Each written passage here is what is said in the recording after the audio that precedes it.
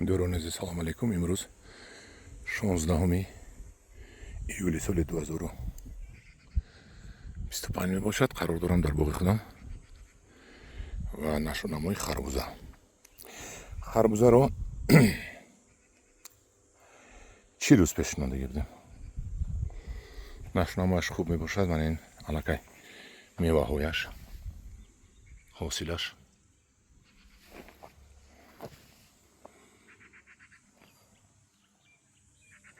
کمتر حاصل دارد و خی به هر حال حاصل دارد.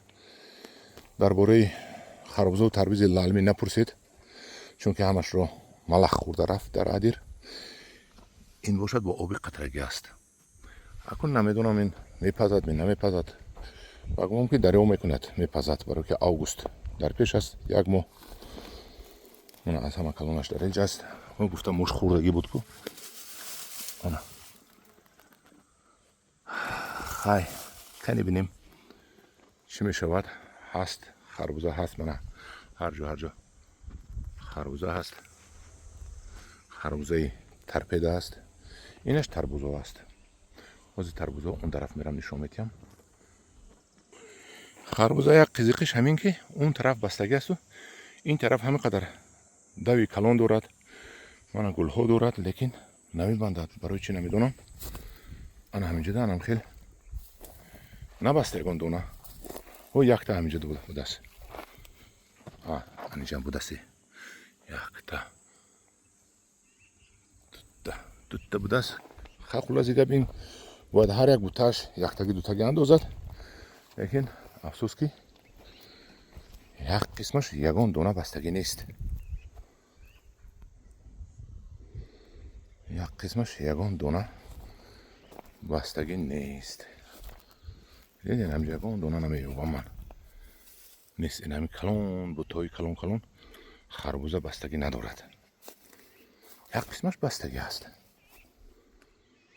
خیلی میبینیم این بود خربوزه. این تربوزه های ما خدا با شکر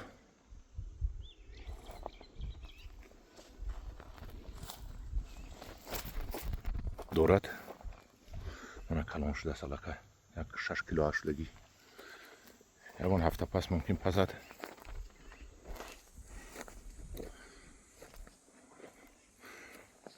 آبی ما آب قطرگی است.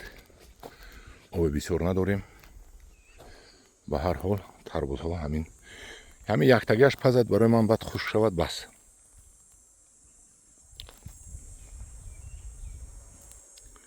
همینجا بسیار تا بدست دیدید.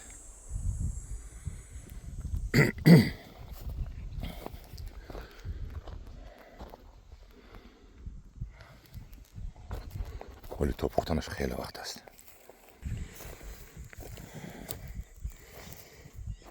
اکنون ما زمین رو پوبل کردیم و تربوز رو شینوندیم. یعنی زمین خاکی نبود. زمین قلوخ بود. پوبل قطعی خاکی سوز کرده نمیشد که. و هر حال من تربوز پرور نیستم لیکن یک چی نیم چی میخوریم چند نسق نصیب ده. انا هم دیران عزیزین تربوزی ما بر پناه خدا باشید.